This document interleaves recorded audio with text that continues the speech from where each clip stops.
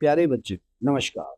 मैं Sushil Saini, government model senior secondary school tutor, PGT physics, Nagal Chaudhary, Mahendragarh, Haryana. आज हम अपना अध्याय तीसरा, कंट्रोल एंड कोऑर्डिनेशन पढ़ेंगे और कई सवालों का जवाब ढूंढने की कोशिश करेंगे। हमारे आज के निम्न बिंदु पर चर्चा करेंगे। पादप हार्मोन और पशु हार्मोन के बारे में अध्ययन करना, ट्रिप्सिन, फोटोट्रोपिज्म, जियोट्रोपिज्म, हाइड्रोट्रोपिज्म के बारे में सीखना, विभिन्न प्रकार के पादप हार्मोन और उनके उपयोग, पशु हार्मोन का क्या महत्व है, प्रतिपुष्टि अवस्था क्या होती है, इन सब के ऊपर, इन बिंदुओं के ऊपर हम विस्तार से चर्चा करेंगे और दिए गए हुए प्रश्नों का उत्तर पाएंगे। ये एक छुई मुई का पौधा है। आप देखोगे कि जैसे ही इसके अंदर सेंसेशन हुआ और ये पत्ती बंद हो गई, ये देखो धीरे धीरे ये पत्तियां मुरझा रही है और ये कंप्लीटली मुरझा गई है। ये सूर्यमुखी का पौधा है। इसकी विशेषता है कि जैसे सूरज उगता है उसी प्रकार ये सूर्यमुखी का फूल सूरज की तरफ ही दर्शाता रहता है। और जैसे ही सूरज पश्चिम की तरफ झुकता है तो ये अपनी आकार, अपनी दिशा सूरज की तरफ कर लेता है। सवाल हमारा ये है कि ऐसा क्यों होता है? ये छुई मुई का पौधा क्यों ये बंद हो गया छूने से? सवाल ये है कि क्या पौधों में भी नर्वस तंत्रिकाएं होती हैं? क्या न्यूरॉन्स होते हैं? जी नहीं, इनमें कोई न्यूरॉन, कोई तंत्रिका नहीं होती। मगर ये इसकी पत्तियां क्यों मुरझा गई? इसका उत्तर है कि जैसे ही इसके ऊपर सेंसेशन होती है, जैसे भी इसमें स्टिमुलस आती है, तो इसके अंदर पानी की मात्रा के अंदर चेंज हो जाता है। कहीं पानी की मात्रा बढ़ जाती है, कहीं पे घट जाती है, जिससे टर्गर प्रेशर, पानी के प्रेशर जो पौधे के अंदर होता है, वो कम या अधिक हो जाती है। जहाँ पे अधिक हो जाती है वो खुल जाता है, कम हो जाती है बंद हो जाता है। तो इसका कारण ये होता है। हम आते हैं सूर्यमुखी के ऊपर। सूर्यमुखी के डायरेक्शन, ये एक लाइट से सेंसेशन करता है। जहाँ इसको रोशनी मिलती है और वहां पे ये मूवमेंट दिखाता है। इसको ट्रोपिज्म बोलते हैं। यहाँ पे हमने एक बीज उगाया, सूरज की किरणें इस बीज पे पड़ी, हमने पानी इस बीज को दिया और हमने देखा कि बीज के अंदर से अंकुर निकले, नीचे की तरफ जड़, और ये बीज के अंदर अंकुर निकला और इसने एक पेड़, एक पौधे का रूप लिया। पौधे से जैसे इसको न्यूट्रिशन मिला और इस पेड़ ने अपने आकार, एक विकराल आकार ले लिया। इसके अंदर पत्तियां, फूल और फल उगने लगे। सवाल हमारा ये है कि जिस प्रकार से बीज से पौधा और पौधे से पेड़ बना, इससे पहले मिमोसा एक प्लांट था। जैसे हमने उसको छुआ तो उसने अपने आकार को बंद कर लिया। तो सवाल ये है कि दोनों के अंदर उसने अपनी पत्ती और इसने अपना विकास वृद्धि की। तो इन दोनों में मुख्य अंतर क्या है? वृद्धि का मुख्य अंतर ये है कि इसके अंदर कुछ केमिकल्स बने, पौधे ने बनाए, और जिसके कारण इस पौधे में वृद्धि हुई। तो वो केमिकल्स हॉर्मोन्स होते हैं। ये हमारे पास मटर का पौधा है और इसके चारों तरफ ये टेंड्रिल्स हैं, जिसकी मदद से ये पौधा आगे बढ़ता है। सवाल यहाँ पे ये है कि ये जो टेंड्रिल्स होते हैं, ये दूसरे पेड़ के ऊपर क्यों लिपट जाते हैं?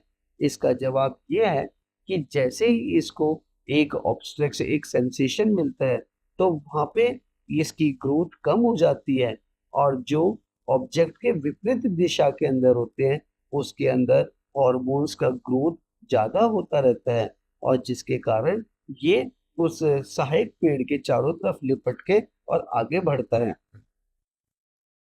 हमारे पास ये पौधा जो गमले में लगा हुआ है, जैसे ही इसको सूरज की किरणें मिलती हैं, ये सूरज की तरफ मुड़ जाता है। ऐसे को फोटोट्रॉपिज्म मूवमेंट कहते हैं। सवाल यहाँ पे ये है कि ये पौधा यहाँ से मुड़ता क्यों है? तो जैसे ही ये मुड़ता है यहाँ पे, इस हिस्से के अंदर एक हार्मोन्स ऑक्सिन जो होता है, इस प्रकार जहाँ पे इसके अंदर सूरज की किरणें पड़ती है, वहां पे ऑक्सीजन की मात्रा कम हो जाती है। मगर जहाँ पे ये छाया वाले हिस्से में होता है, यहाँ पे ऑक्सीजन की मात्रा बढ़ती चली जाती है, और इसके कारण ये पेड़ प्रकाश की तरफ मुड़ जाता है। ऐसे को फोटोट्रॉपिज्म बोलते हैं। हमारे पास ये जड़ जो पौधे से बाहर निकली हुई है, इस पौधे की जड़ का चलन धरती की तरफ होता है, और ये पौधा रोशनी की तरफ चलन करता है। इसका मतलब ये एक हमारे पास एक एक्सिस मुख्य अक्ष है, जिसके अक्ष के नीचे चलना उसको पॉजिटिव जियोट्रोपिज्म बोलेंगे, घनात्मक गुरुत्वा अनुवर्तन। और इसको नेगेटिव जियोट्रोपिज्म बोलेंगे, ऋणात्मक गुरुत्वानुवर्ती गति। ये- मतलब जो पौधे लाइट की तरफ चलेंगे, उसको नेगेटिव जियोट्रोपिज्म बोलेंगे, और जो धरती की तरफ चलेंगे, उसको पॉजिटिव जियोट्रोपिज्म बोलेंगे।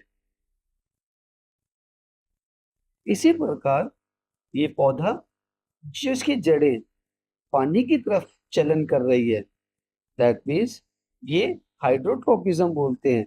इसका मतलब पौधे का वह हिस्सा जो पानी की तरफ चलन करता है, उसको जल अनुवर्तन बोलते हैं। ये जैसे पौधे इसके अंदर जड़ से निकले और इससे चलन करने लगे, तो इनका चलन करते समय ये सूरज की तरफ मुड़ जाते हैं, जिसके कारण यहाँ पे जो केमिकल बनता है, उसको ऑक्सिन केमिकल कहते हैं।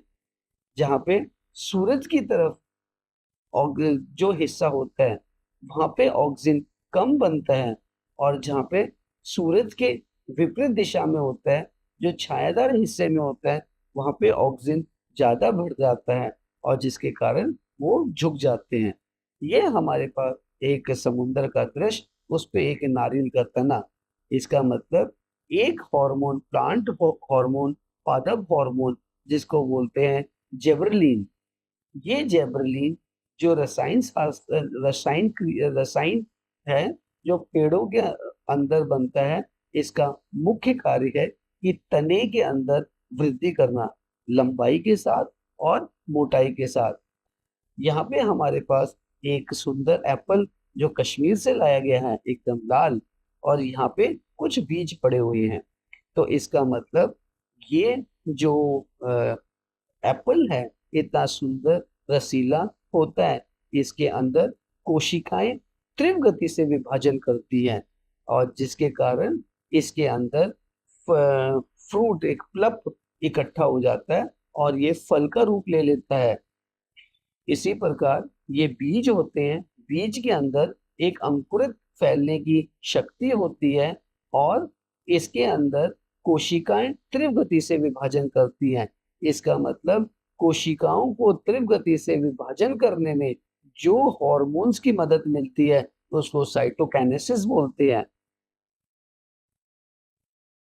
यहाँ पे हमने देखा कि पौधे बीज से निकला, अंकुरित हुआ, पौधा बना, एक विशाल पेड़ बना, उसका तना मोटा हुआ, उस पे फल फ्रूट लगे। मगर एक समय आता है कि उसकी पत्तियां झुरिया जाती हैं, और पत्तियां गिरने लगती हैं, फल गिरने लगता है? तो इसका उत्तर हम ये बता सकते हैं कि पत्तियों का गिरना, पत्तियों का झुर्रियापन होना, फलों का गिरना एक एक रसायन उत्पन्न होता है पौधे के अंदर, जिसको एबिस्कस अलम बोलते हैं, एबिस्कस एसिड। ये हार्मोन विकास को रोकता है। इसका मतलब, कभी आपसे सवाल पूछा कि पत्तियां, फल क्यों गिरते हैं, ये पीले क्यों हो जाते हैं, इसका प्रभाव सिर्फ एबिस्कस एसिड है जो मुरझाने में शामिल होता है। आमतौर पर हम खाने में लापरवाह रहते हैं।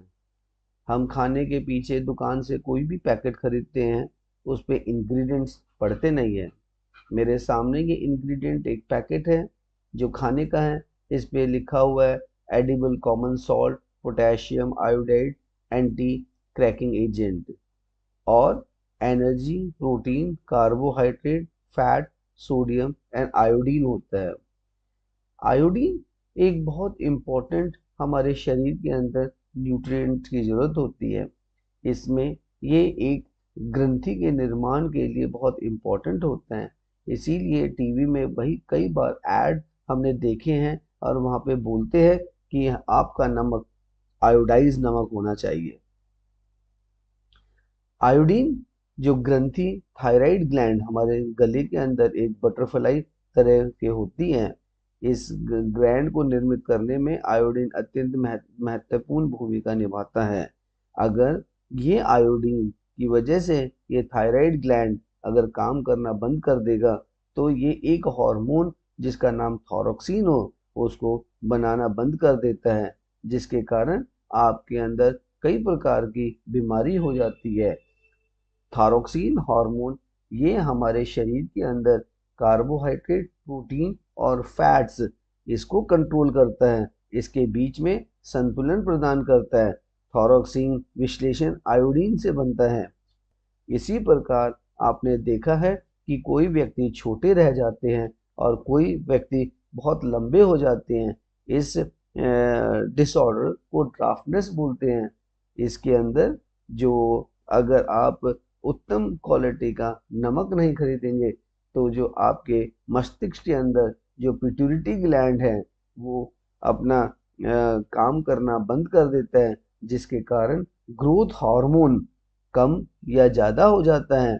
अगर कम होगा तो एक इंसान बौना रहेगा। अगर थायरोक्सिन जो पिट्यूटरी ग्लैंड जब ज़्यादा होता है, तो आमतौर पर उसकी हाइट, उसके शरीर का विकास बहुत अधिक मात्रा में होता है। इसी प्रकार आपने देखा होगा कि एक जब बच्चा और एक बच्ची जब 10 और 12 वर्ष की आयु अटेंड कर लेते हैं, तो उसके अंदर से कई प्रकार के परिवर्तन देखते हैं। इसी प्रकार एक लड़के के अंदर टेस्टोस्टेरोन हार्मोन का निर्माण होता है, और एक मादा में एस्ट्रोजन का निर्माण होता है। इसके अंदर 10 से 12 वर्ष के बच्चे के अंदर सेकेंडरी ग्रोथ फैक्टर्स दिखने लगते हैं, जैसे कि एक बच्चे की आवाज़ मोटी हो जाती है, चेहरे के अंदर मुहावजे निकलने लग जाते हैं। ये एक परिपक्व की पहचान है। इससे ये पता चलता है कि शरीर के अंदर बदलाव हो रहे हैं और टेस्टोस्टेरोन और एस्ट्रोजन का निर्माण हो रहा है। आइए हम एक वीडियो में देखते हैं। ये एक मशीन है जिसके अंदर खून की बूंद अगर आप डालते हो, तो इसके अंदर आपके खून के अंदर, रुधिर के अंदर शर्करा की मात्रा देखते हैं। क्योंकि हम शरीर के अंदर, हमारे शरीर के अंदर एक balanced amount of sugar level होनी चाहिए। जिस प्रकार से 75, अगर आप खाने की मात्रा, खून की खाने के मात्रा के अंदर शुगर का सेवन ज़्यादा करते हैं, और खाने से पहले अगर आप अपने शुगर लेवल को चेक करवाएंगे, तो खाली पेट 90 से कम होना चाहिए। कई बार देखा होगा कि जब शुगर की मात्रा बहुत अधिक हो जाती है, तो आपको इस प्रकार के इंजेक्शन पेट में लगाने पड़ते हैं। शुगर को कंट्रोल करता है एक हार्मोन जिसका नाम इंसुलिन है। इंसुलिन हमारे शरीर के अंदर पेनक्रियाज निर्माण करता है।